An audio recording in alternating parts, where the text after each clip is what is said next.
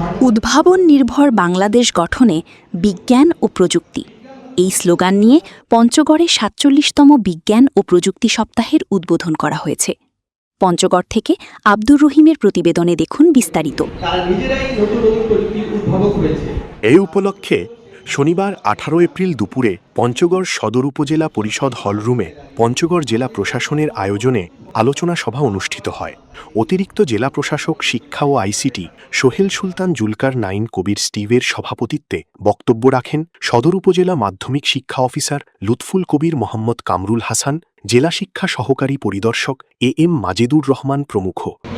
আমি এটুকু বলতে চাই যে আমাদের জেলার প্রতিপাদ্য বিষয় যে উদ্ভাবন নির্ভর বাংলাদেশ গঠনে বিজ্ঞান ও প্রযুক্তি, এখানে তিনটা কি ওয়ার্ড আছে, একটা হচ্ছে উদ্ভাবন নির্ভর, একটা বিজ্ঞান আর একটা প্রযুক্তি।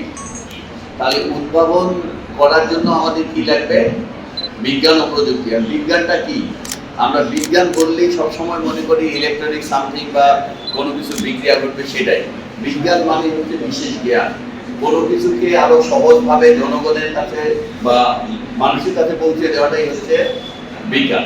আলোচনা সভা শেষে বিজ্ঞান ও প্রযুক্তির স্টল ঘুরে দেখেন অতিরিক্ত জেলা প্রশাসক শিক্ষা ও আইসিটি সোহেল সুলতান জুলকার নাইন ও সদর উপজেলা নির্বাহী অফিসার ফাহমিদা সুলতানা।